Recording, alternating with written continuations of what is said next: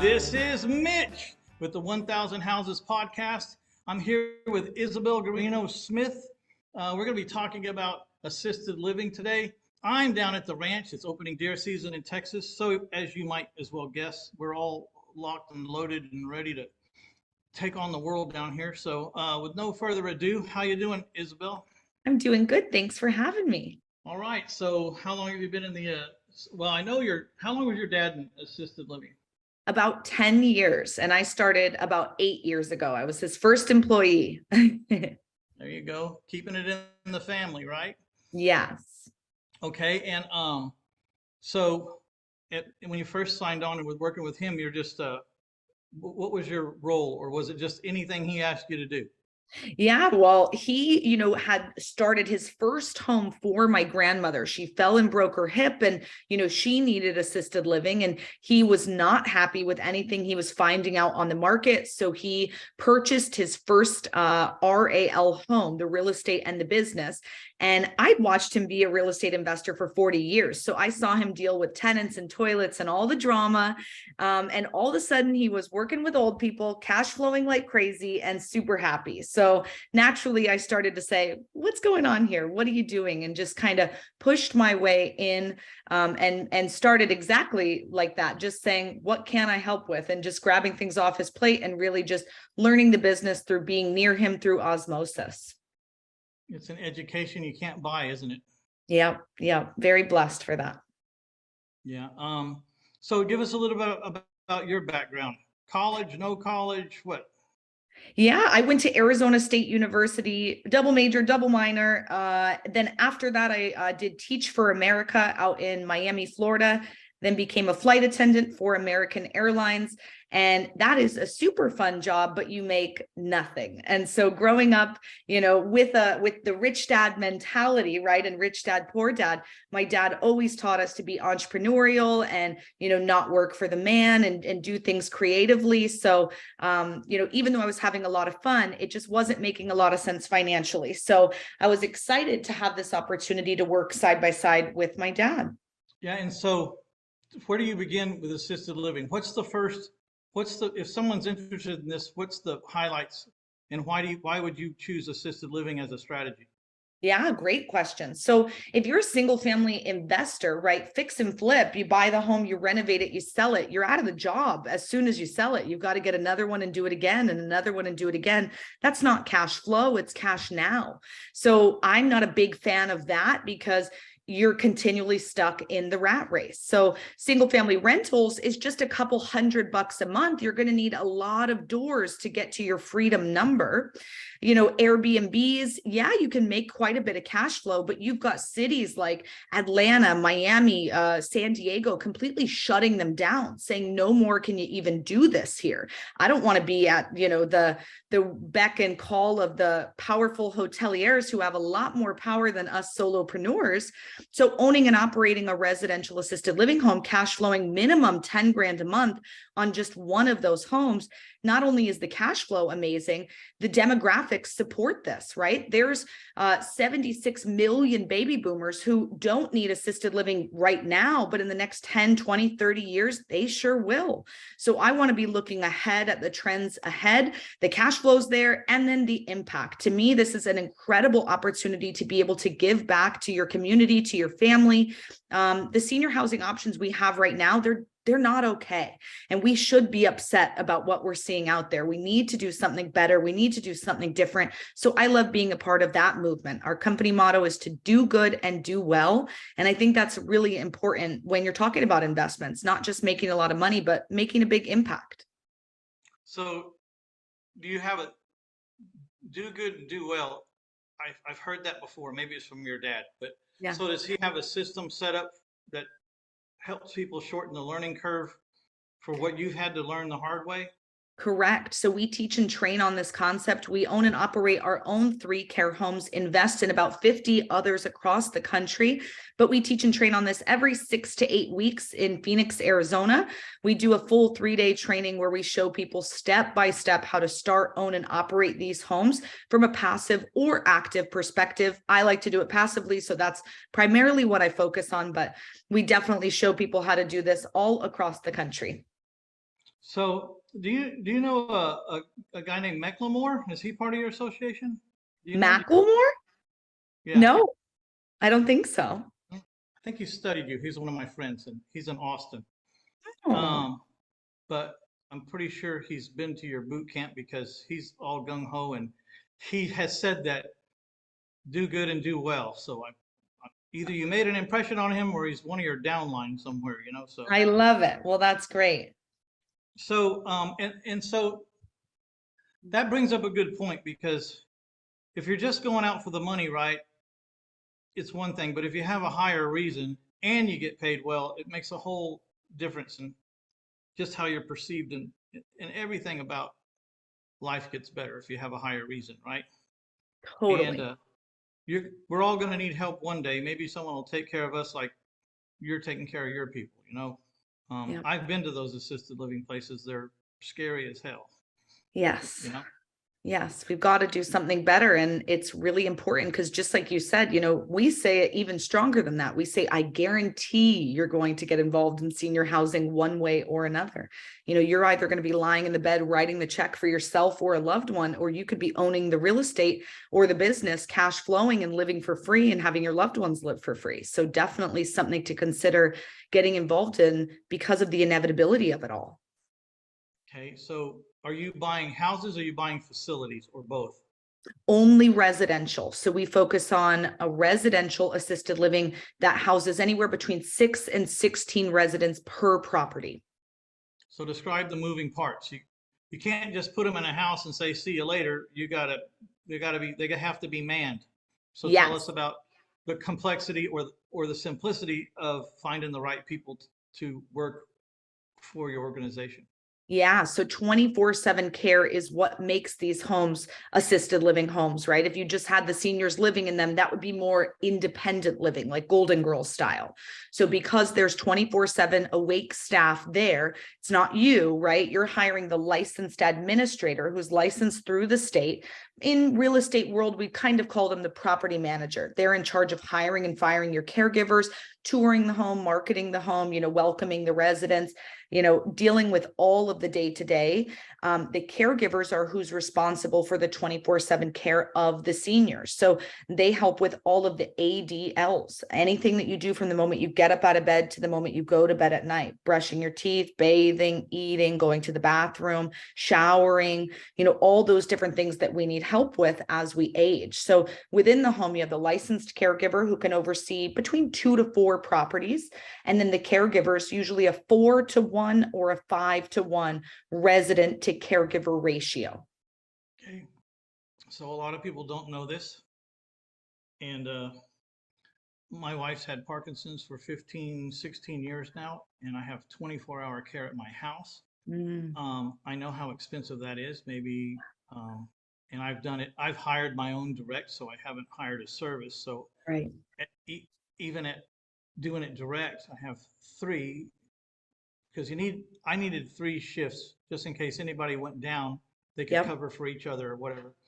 Runs me about $160,000 a year.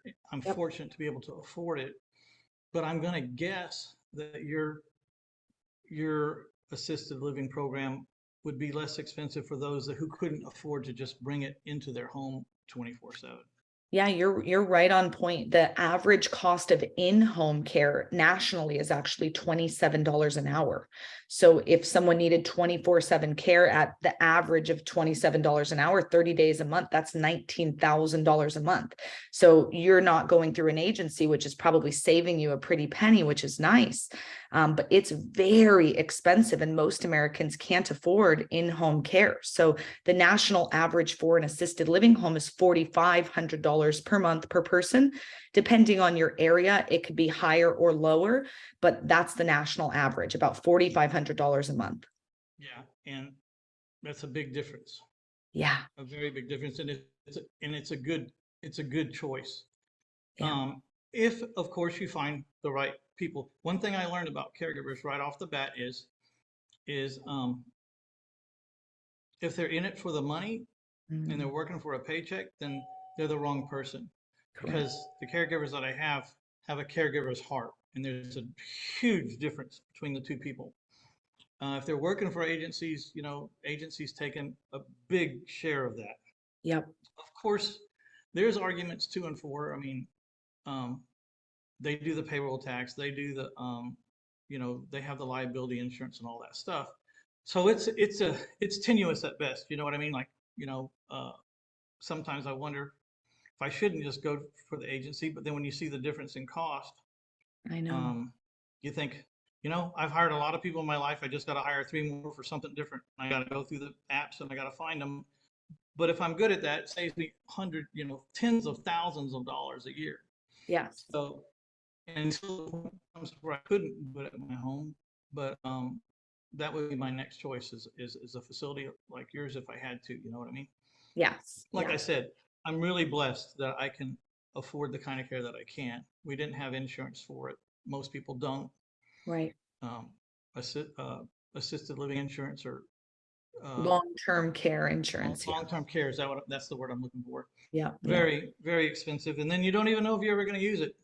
Correct. And only 10% of the population has it. So it's really, when people think about that, how are they going to pay for their care when they need it? If with everything crazy going on in our economy, right? Everyone says during a recession, the rich get richer and the poor get poorer. And it's like, how are people preparing for this? We have a massive influx of seniors. 70% are going to need daily care for an average of 3.5 years. And most people are not prepared for those financial obligations. They're going to be relying on their adult children. And let me tell you, when you're trying to take care of your parents yourself,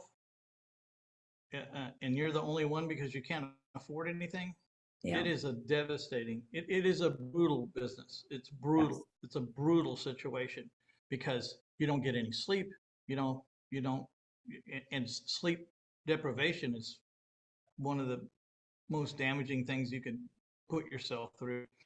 I realize, first of all, I'm not a caregiver. I Yep. wasn't born a caregiver. I could try as hard as I want to, but you can't make a cow into a racehorse, and you can't make a racehorse into a cow. And I tried my hardest, and I just sucked at it. I mean, it was horrible. I didn't have the temperament for it. Yep.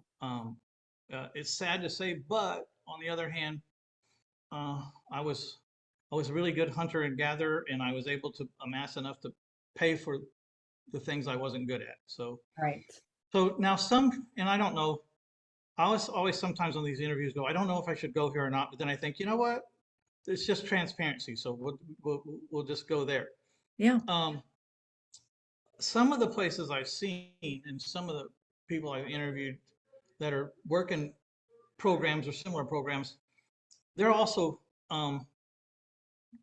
going to the assisted living places that are like Golden Girls. They don't have staff, and then they're trying to help people and families and the children settle estates, um, Mm. get assets out of people's names or whatever they have to do, or sell the home.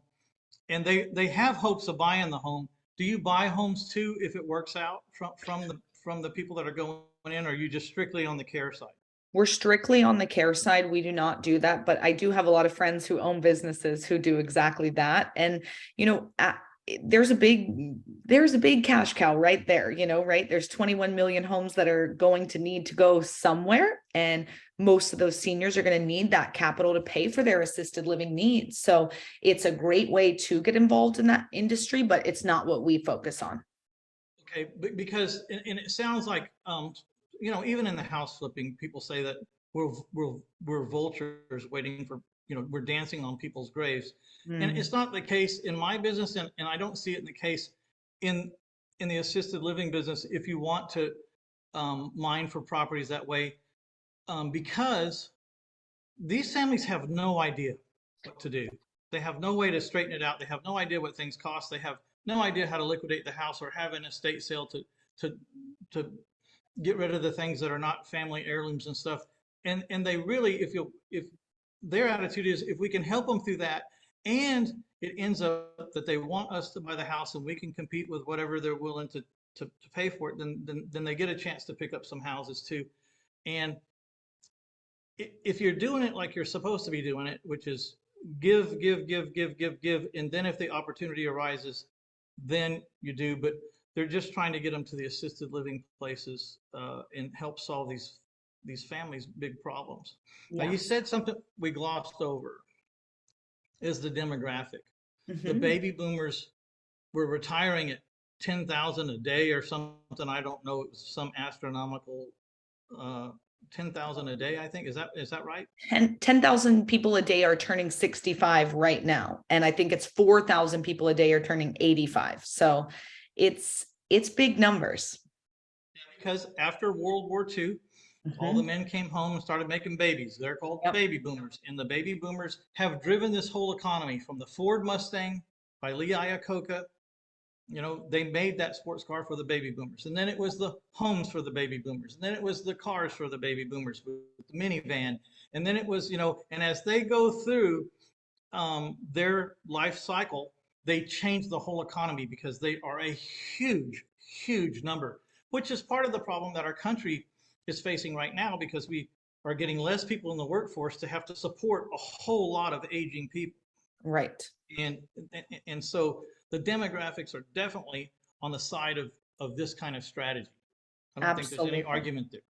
Absolutely. For 70 years, they've been driving the economy and they're not going to stop until everybody's gone. So you may as well continue to follow the money. Yeah. So one guy put it to me real succinct. He's, I'm trying to get my hands around how big is the baby boomer population in respect to everything else. And he said it's like a basketball passing through a garden hose. Mm, So if that puts it in any perspective, it's huge. yeah. So, um, what separates your assisted living facilities from the run-of-the-mill facility?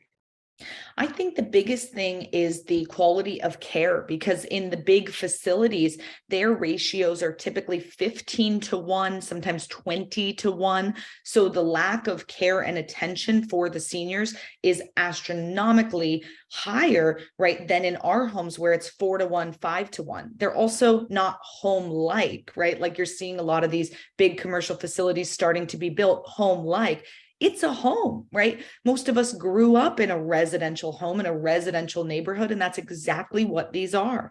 So the physical property feels a lot more natural. There's no long hallways, right? Impersonal staff where you're just a number.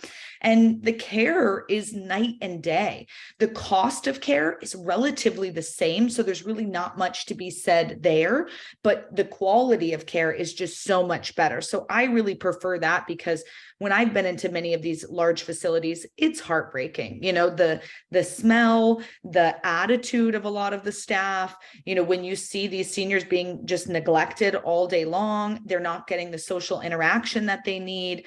All of these things are aiding to them passing even faster and them passing with a really not great last couple of years or months of life. I want to be able to give them the best last couple of years of life where they know that they're loved and cared for, that the people who are watching over them know their name, know their story, are there for them. So I think that's really important, just really the care.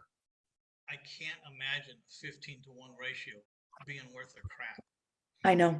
I know how much it takes the one person who's here every day, for 8 hours, and then, they must be exhausted when they're done, and a lot of times they're sitting, but there's no rest. No. There's really no rest. And I can't imagine a 15-1 ratio being anything that you would want your mom or dad to have to suffer through because when they need to go to the bathroom, when they want something, and a lot of them, short of mental, like Alzheimer's or dementia, which is even worse because you can't even let them out. You can't even let them out of your sight for a minute. Mm. But they get obsessive compulsive. They want, they need, and it's a tough job. It And really that's why is. I said you got to find the person with a caregiver's heart because you Yes. don't just do this for a paycheck. There's no way in the world you would want the job. It has to be something I believe that they were born with or they got raised into. Yeah. That, that It's they, true. And to corroborate that, Mitch, we always say hire for heart, train for skill. So it's really, we can't overstate that enough, that there are people, like you said, you're not born to be a caregiver, nor am I, but what I am born, was born to do is be a business owner. And so if I can bring that opportunity to people who are born to be caregivers and impact seniors who need quality care, that's the best thing that I can do, to help change this. So I couldn't agree more. Hire for heart, train for skill. So the big question, would you be willing to live in one of your facilities when it's your time? Oh, absolutely. We used to joke with my dad when he first got into this. We would walk in the home and say, wait, $4,500 a month to have a chef cook me 3 meals a day. They're going to do my laundry. They'll brush my hair and get me ready. I want to move in right now. Like, are you kidding? I would love it. These are luxury homes in great parts of town, and my cost of living is way more than that. So it would be an amazing opportunity, and I can't wait until that's my, opportunity, because they're beautiful homes. So I definitely stand by them. So this may be a little side adjunct, but I heard like when you're in the stages like the Golden Girls, where you don't need someone at your side all the time. Mm-hmm. They were actually, it was cheaper and more fun and more life experience to just get on a cruise ship and go from one cruise ship to the other and never get off the ship, or never stay off the ship, because Yeah. they were fed, their rooms were cleaned, you know what I mean? They had medical help if they needed it, because Yeah. they're on the ships have it. And so I thought that was an interesting statement. I often wondered if that was really true or feasible. Have you heard that? I did hear, or I read an article about a gentleman who lived on a cruise ship for 13 years and he was in his 70s. And I think that is just the cutest story ever, because I agree, they have the medical attention if they need it, the food, the home and whatever they need. And hey, they're getting to see the world. So I think that's a really cool opportunity there. Because some of those cruise ships were pretty damn affordable for what you got. You know what I mean? Right. Right. So what about regulation? Do you find a lot of resistance for when you want to work? If you want to choose a property, is it difficult to find a property that they haven't regulated you out? These are still zoned residential, and we created the RAL National Association, which represents all 30,000 of these care homes across the country. So, if an angry neighbor or an HOA, a county, city, or state tells you no, the Federal Fair Housing Act says they can't tell you no, because it's discriminatory against disabled persons. By the time that you need assisted living, you're considered disabled, right? You need help getting up and walking and bathing. So you have federal protection. We have, with the REL National Association, all that legal backing and power. So if anybody tries to fight you, we've got your back and you're going to be okay. But they can't tell you can't do this anywhere. So they're in residential neighborhoods. There's certain rules, right? Like you can't have one home within 200 feet of another home. There's different distance rules or things of that nature, but how many residents you're allowed to have in the home, there's always a rule on that based on square footage, points of egress, but they can't tell you no. So definitely I have tips and tricks on what to look for and what to avoid, but you really can do this anywhere. That's very interesting. I was wondering if people had to designate themselves as a church or something to put things wherever they wanted to, but you just answered that. So you have an association that'll fight for you or explain the rules to whoever needs to be brought up to speed. Correct. That's very cool. Yes. And all 50 states have their own rules. And some of them are way more strict and some are way more lenient. So it's also important for us, because we represent all 50 states. If one state's trying to pass something, it's important we notify everyone, because if they pass it, it's more likely to pass somewhere else.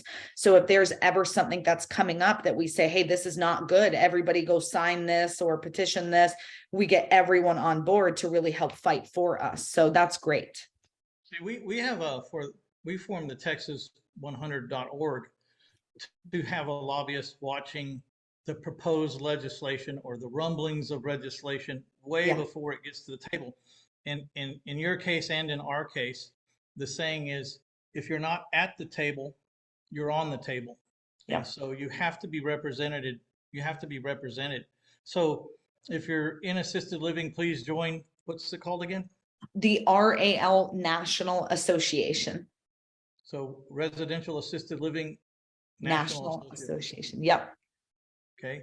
RAL dot what? RALNA.org. So for RAL National Association, RALNA.org. Okay, good. And if you're in Texas and you want to help make sure that your house flipping landlord owner finance business doesn't get regulated out of sight, go to texas100.org.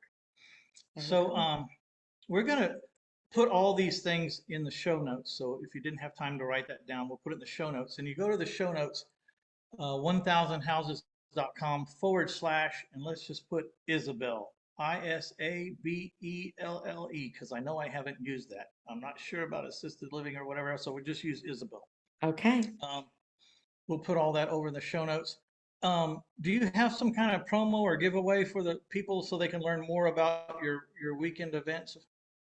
Yeah, we do have our 3-day trainings. They happen every 6 to 8 weeks. The next one is coming up that first weekend, I believe in December, and then they happen every 6 to 8 weeks after that.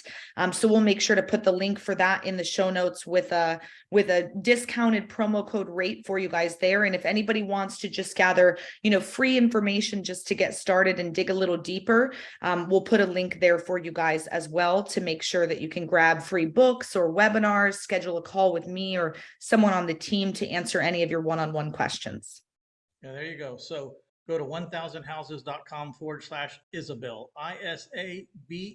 Isabelle, and your folks will get with my folks and they'll coordinate all that before this gets aired. Okay. So there we go. And anything else you want to put there, if you have a blog or whatever you have a podcast yourself or whatever, it'll be over there, you guys. So you don't have to write all this down or remember it. Perfect. So tell us what the events are like. What do you learn at these events? Yeah, in the 3-day trainings, everyone who's up teaching with me was past students who were sitting in the class learning, just like you may want to.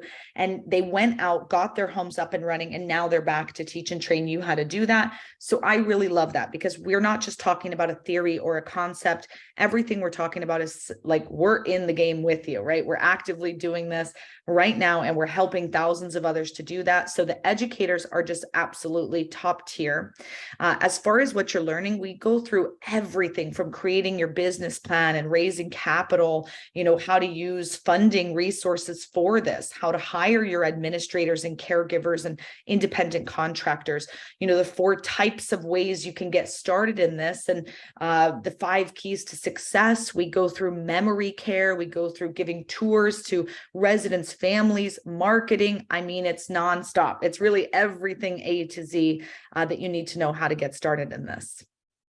Okay, so the main goal of this podcast was to help people find out what they're going to do to obtain their financial independence. It doesn't matter to me if you want to do owner finance housing and call me as a coach or call someone else as a coach that does the same thing I do.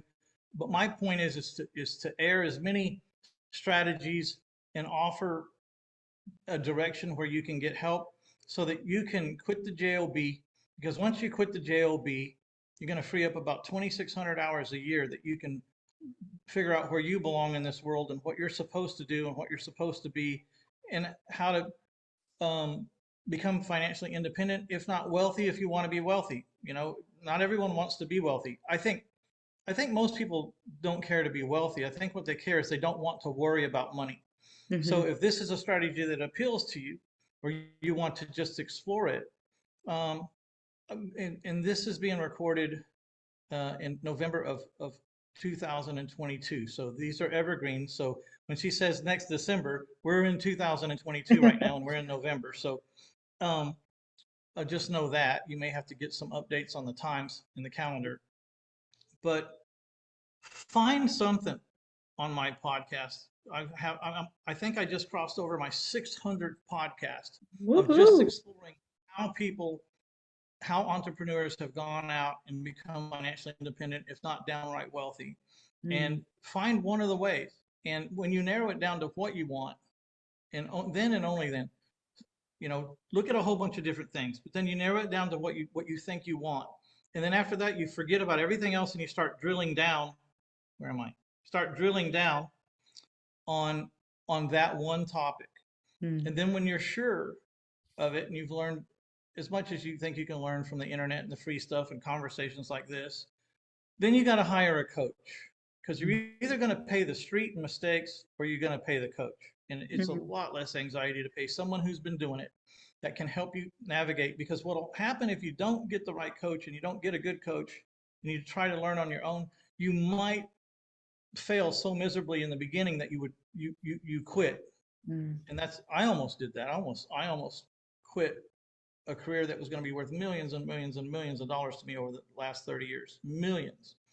And I almost quit because I didn't get a coach and I was trying to learn it by the street and the Mm. street was kicking my ass. In fact, I had to hire a coach to help me figure out how to quit, how to get out without losing my good name and my reputation and my credit. And that's what I hired him for. And the guy taught me how to stay in the business for another 27 years, you know? Mm. Well, man, I appreciate everything. If there's anything I didn't cover or anything you want to say before maybe we wrap it up, now's the chance. Anything you want to say before maybe we wrap it up here? I couldn't agree more. I always tell people that if assisted living's calling to you, then go all in. If it's not, if it's something else, Airbnbs or fix and flips or, buying with notes, that's great. Go all in on whatever it is for you that's going to get you to your financial freedom number. We need more entrepreneurs. We need more business savvy people. So I couldn't agree more. Get yourself a coach or a mentor that, like, and trust and has a great reputation in the industry. And for us, it's an incredible way, like I said in the beginning, to cash flow and have a great impact. So my final words will just be do good and do well. And when you're picking a coach, make sure they're the kind of person, A, that's involved in doing what they're teaching now, is my thoughts on it. They need to be active now. And make sure they're the kind of person that you want to be on and off the field. So if you have reservations about how people are running their personal life or whatever, I mean, maybe you need to find it. Look a little further. Find someone who's good at the business, but is also good off the field. And so that way you don't get messed up because there's no way to really unblend them. Yep. So again, this is 1000houses.com. I want you to go to 1000houses.com/Isabelle, Isabelle. I only have a high school education, so I don't spell so well. You did great. Here's the thing. You just have to figure out what your deficits are and hire around them, and work around There them, you so go. you can't be good at everything, you I can't. love I it. thought that was interesting that you said you're not a caregiver, but you're in the caregiving business. You're operating from the top down, but Correct. you know what good care looks like. You know what Yep. bad care looks like. And your Yep. goal is to create spaces that provide the kind of healthcare that you would want to be in and you would want your mom or dad to be in. And I think it's a Absolutely. wonderful thing. Because not to be repetitive, but there's a lot of people that are going to need this, and Yeah. there already is, and, Yes. and and we're short, we're behind right now of handling this problem, and I don't Correct. know that we'll ever catch up. So Nope. I don't know either. We're 1.3 million beds short, and we call it the silver tsunami of seniors, right? They're coming and we can't stop it. So definitely something to try to figure out how you're going to ride this wave one way or the other. all right, thank you so much, Isabelle, for taking the time to be on. I appreciate you so much. This was interesting. It's a niche that I think deserves to be looked at because it's definitely opportunistic. I mean, and you can help a lot of people. You can help a lot of people. It's not just the person in the facility that you're helping. You're helping all the family members around them Yeah. because they worry or they're having financial issues that this is a good answer for. Just it's good all the way around, and I love those kind of businesses. Win-win-wins Love all the it. way around. All right, this is Mitch Stephen with 1000 Houses Podcast. If you guys are out there a little scared of the stock market right now with things that are going on, can't stand to be living off of 1 or 2% CD rates at the bank. I've been dealing with private lenders for years and years and years. So I have private lenders that have been loaning me money for 15 years, 20 years, 25 years, some of them 30 years. Would have had a lot of them at 30 years, but they died. And so if you're interested in that conversation where you can earn a 10% annual interest on your money and have a real piece of collateral backing up your loan, then give me a call. 210-669-4020, 210-669-4020, or check out Mitch Stevens somewhere. I'm not hard to find. If you can't find me, you got a problem. All right. Thank you guys so much. We're out of here.